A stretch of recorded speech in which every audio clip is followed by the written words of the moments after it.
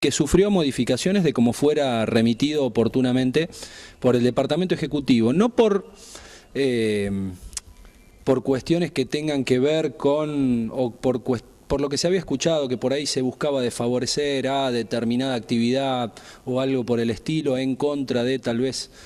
particulares, no por eso, sino por, nos parecía que debía hacerse más específico porque podía llegar a generar complicaciones en el sector, tal como había venido redactado, principalmente algunos puntos que tenían que ver con la actividad propiamente dicha.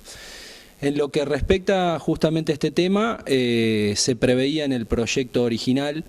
el Departamento Ejecutivo había previsto que en ese sector, esos terrenos que salían a la venta, que para que la gente conozca es lo que es el ex predio ferial. El predio ferial está compuesto por dos lotes de terreno, casi un triángulo separado por el canal que los corta. El lote mayor es el que da principalmente a calle Las Colonias y el lote que es un poco inferior, que tiene 25.000 metros, el otro 27.000, el inferior es el que estaría dando hacia el este de la ciudad. Esos lotes, el Ejecutivo en su proyecto original preveía que debían ser destinados a actividades que el Plan de Ordenamiento Urbano especifica para eje servicio de ruta. Nosotros ahí advertimos que podía llegar a existir un problema porque dentro de las actividades que prevé eje servicio de ruta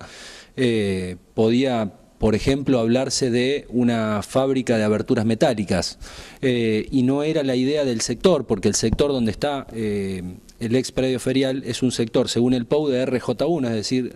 residencial, un sector residencial principalmente para loteos.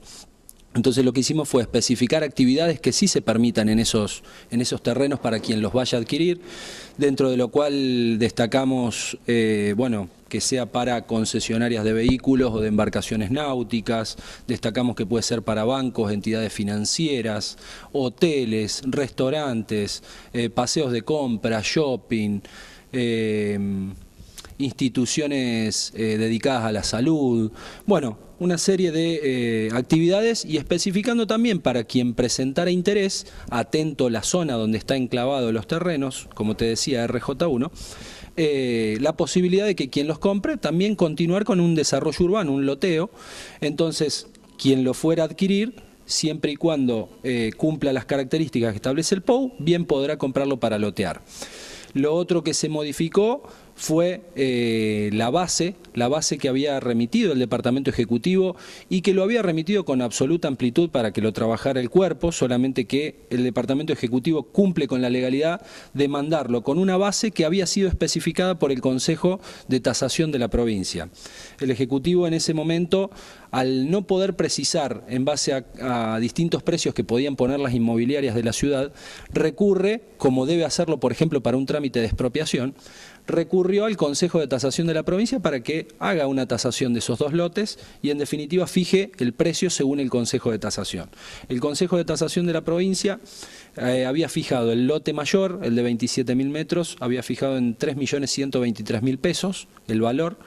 y el lote menor, el de 25.000 metros, lo había fijado en 2.700.000 pesos. Si bien, por lo menos en lo que refería al bloque oficialista, compartíamos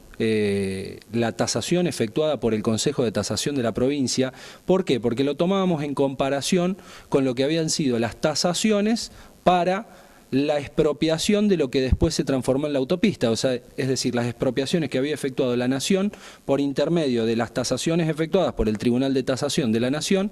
para expropiar los terrenos que después vendría la traza de la autopista, en lo cual, si lo llevamos a precios actuales, la hectárea estaría valiendo, según aquellas tasaciones, la hectárea estaría valiendo cerca de los 170.000 a 200.000 pesos. Si estamos hablando que esos terrenos estamos hablando del mayor, por hablar del mayor, 2 hectáreas 700, estamos hablando de 500.000 pesos, que trasladado a lo que es Marco Juárez, en realidad la tasación hecha por el Consejo de Tasación de la provincia de llevarla a 3.123.000 pesos, entendíamos acorde.